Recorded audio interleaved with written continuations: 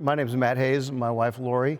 We moved here back in July of 2014. Retired from the Marine Corps after 24 years. We decided to take a job here in Texas to settle back here. Yeah, and when we first got here, we were like, we need to find a church home really quick because that was the top priority for us. When we first moved to Hazlitt, we would drive by Fellowship of the Parks all the time, and we didn't know that it was a church, even though it had fellowship in the title. We just drove by and we saw an empty parking lot. We thought this must be a Parks and Rec kind of building, but our oldest daughter that was here, she said, hey, we need to go check out that church. So she's the one who told us, go check it out, because it didn't look like a church, even though it did have a cross on the front.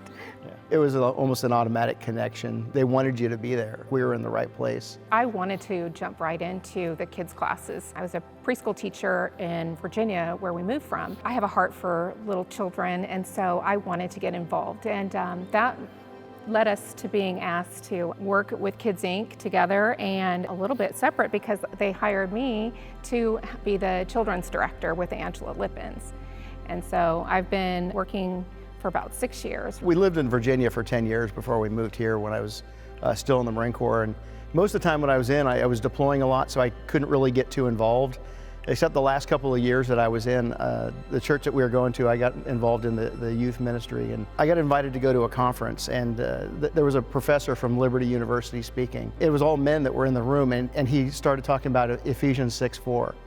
And he said, you know, fathers, don't exacerbate your children, but bring them up in the training and instruction of the Lord. And he said that's your charge as a father. And I really kind of took that one to heart, that it was my job to make sure that my children understood about God. And there are not a whole lot of kids that have their parents get involved in the ministry. And I kind of felt led that I definitely need to be involved for my kids. It's really important for men to be involved, especially, you know, youth ministry. We're pretty active too with our life group, and I think that stepping alongside other families, being active in their lives and they're active in ours, we can pray for one another, we can support each other, we can grow together, we can share in all of our hardships and our blessings together, and that's just a wonderful way to get involved, is to make those relationships with other Christian families and other couples. There's a lot of volunteer opportunities too. I mean, there's a lot of things that need to be done behind the scenes. During the COVID and everything was shut down, and we were all kind of stuck in our home, there was still a big group of people that came out, and we painted the whole children's wing together.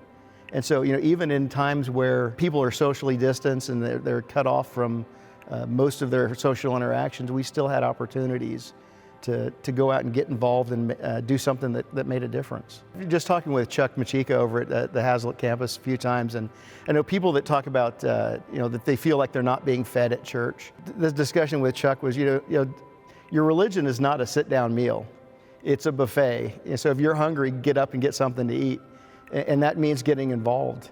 So, you know, if you're hungry for your spiritual growth, then, you know, volunteer to get involved in the church, because, you know, like his church is not just the building, it's the people in it. So, you know, if you get invested in the people that are in it, and you become, you know, a closer family, and that's what we have.